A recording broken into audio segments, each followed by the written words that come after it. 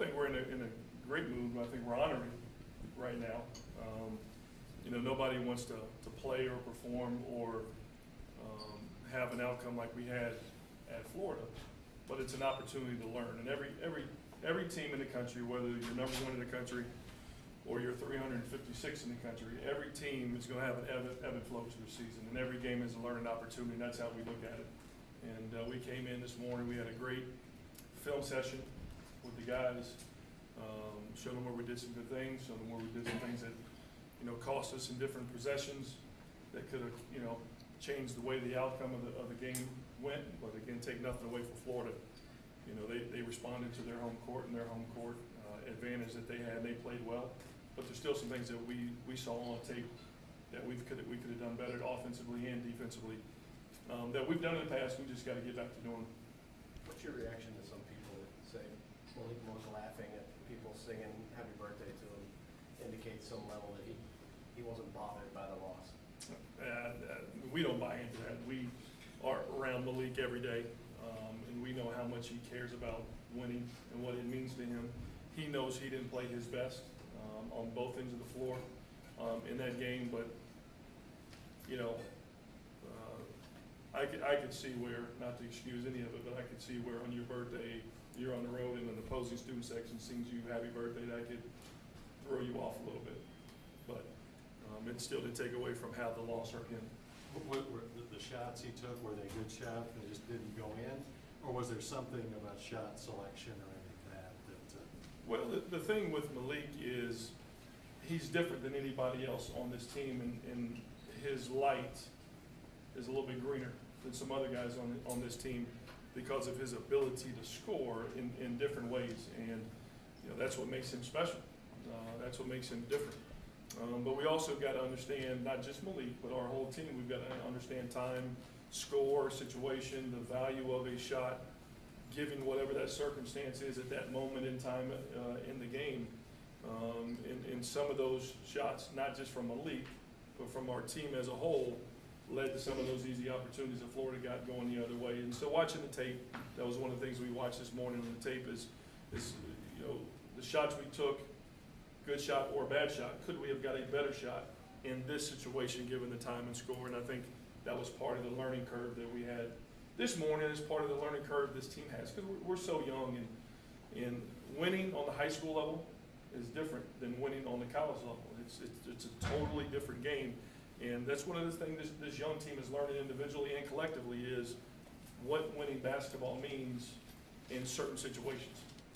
Tony, what did you like about the zone for this team that we've seen a couple times in the last couple of years? It's a good change of pace. I mean, the one thing, we have the attributes to be a fantastic zone team, and we're long, we're athletic, we cover a lot of ground, and it's a work in progress, like our man defense, like our man offense. It's a work in progress, and you know, the one thing about the zone right now, we've been effective in it, and when we watch on tape the times that teams have scored against the zone, it's usually somewhere where we broke down, and a slide or a communication that we possibly could have contested that shot.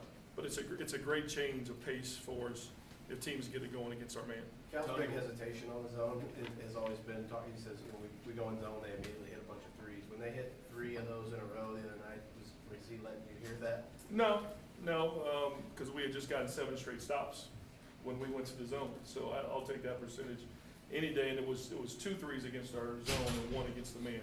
On that third position, we switched the man.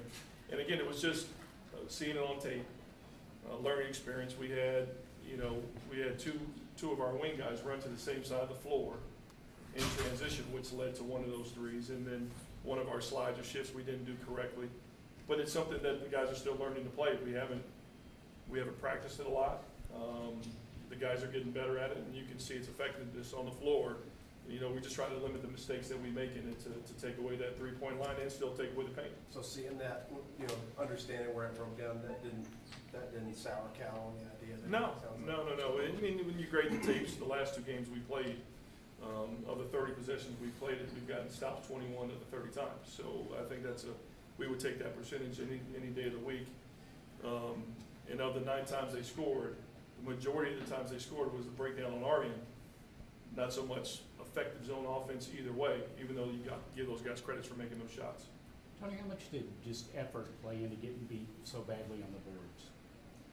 You know, when you go back and watch the tape, it wasn't so much effort. I mean, I thought our guys were going after the glass. A little bit of their spacing offensively led to that, where there was, you know, the 4-out system that they run leaves one guy near the basket. And so now, you know, they got guys flying and they're big on the wing. And, you know, the one thing our guards have got to rebound better. I mean, when you see a guard like Chioza, who's a fantastic player, but he's 5'9", 5'10", 5'11", come up with 9 rebounds. And some of our bigger, more athletic guards don't come up with as many as he did. We got to get better rebounding from our guards, because our bigs are doing a fairly good job of holding it down in there. What areas of improvement are you looking specifically for tomorrow night? I mean, obviously defensively, we've got to play better. Our transition defense, we can't give up as many easy baskets in transition. The layups we gave up, I mean, I think they shot 48%, but if you take away the transition baskets where they got layups, they would have been in the low 40s. And again, a lot of the transition baskets they got were off of the shot we took at the other end, which might have been a good shot, but not the best shot we could have got at that moment that led to breakout. So defense rebounding is always, we want to improve and get better. Tony, after the game in Florida, Cal mentioned cute plays. What does he mean exactly by cute plays, and what leads a player to go cute? Well, I mean, cute is another term for the highlight type play instead of the right play, where I can make this simple pass. It's got to be a look away, or it's got to be a highlight lob pass, or I got an easy layup, but there's a degree of difficulty to it, so I've got to do something else to get that ball to go in. And that's the cute plays that when we don't make those, end up going the other way, and they're leading to some of the turnovers, where we have been a low turnover team for the majority of the season. But you look in these last 4 losses, we've turned the ball over at unnecessary plays. And a lot of those are those cute plays which lead to turnovers going the other way. And those turnovers, just like you see us converting turnovers at a high rate, that's what other good college teams do. Was Malik pulled from the handshake line at the end of the game? I'm not sure what you're There were referring to. some rumors that as the players were going through handshakes, that somebody had pulled them out of that. Yeah, I can't comment on that, because I'm not sure what you're referring to. Is there any reason for the decrease in assists in the last few games? Yeah, I mean, the shots that we're taking, the time and the score, and recognizing situations. You know, we have been a team that has shared the ball all year long, and that's what, you know, Cal's teams have always done. He's gotten his team really good players to sacrifice for one another. We've done that all year long, and so the part of the film session this morning was going back and watching some of our recent games where we really guarded and we really shared the ball with each other. And for some reason, these last few games, we haven't, but now it's been addressed, and that's, you know, one of the things we look to improve. LSU's a team that's really been struggling lately. How important will it be for this team to come out tomorrow night and really kind of get their confidence back up by playing well? I mean, I don't think our confidence is ever rattled. We just want to put together a complete performance. But give teams credit for how they're playing us. I mean, that's, you know, it's a big part of where our struggles have been. Teams like we do, we're going to watch tape. You're going to be scouted. We're going to scout our opponents. And we're going to try to make you play away from your strengths and play to your weaknesses. That's what teams are doing to us. And so, again, showing the guys on tape, well, hopefully we'll improve that. But LSU's a team they've got size, they've got talent at the guard position. They've struggled in the win-loss column, but when you watch them on tape, prepare for them, they're a team that's quite capable. And so, for any game, we're not worried about the opponent. We want to worry about us. But LSU is more than a capable team to come in here and give us a game. Tony, in the normal timetable, how long does it take the typical player to get a good feel for time and school, when to do something and when not? Well, I'd like to say over the course of a career, but around here, a career is not very long. So we need that learning curve to be a little bit faster. And, you know, depending on the player's background and how they've been coached before they've got here, that learning curve could be a little bit steeper. But we've got some high IQ players on this team, from top to bottom. And so we'll figure it out, and watching the tape and pointing it out, showing where we can get better in that area is always going to be a great corrector.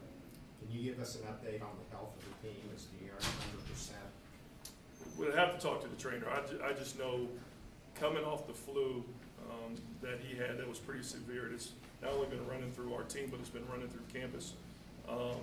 He still had some hangovers of that in the Florida game. You got to commend him for the effort and the fight that he put forward in that Florida game, knowing the team needs him, and he went out there and battled through it. So I expect him to play tomorrow. The condition of him, I'm not sure. I haven't seen the doctors for that. How did you think Michael played a couple nights ago coming off Golden? So he played well. Again, short practice time. He's been gone for, it seems like, a couple months with the illness. But what he did in that game, going 2 for 4 from the 3, is what we need from him. He's got to be a guy that spaces the floor, that hopefully opens up the driving and attack lanes for Malik and De'Aaron and Isaiah, and he did that in that game. And Cal gave you credit for the zone, and you're a Cal guy, you played for Cal, he's adverse to zones. So how did you become a zone guy? He's not adverse to zones. He just likes to say that. He just likes the accountability of man-to-man, and he's liked what he sees out of the zone and how it can change the pace of the game if the team gets it going like Florida did. It helped us get back in the game, getting 7 straight stops in the zone. So it's something that we'll use from time to time, but we're a man-to-man team, and he's a man-to-man coach, and that's where his identity has always been for a long time, and he's had a lot of success with it. Time for one more, guys. Or when to there.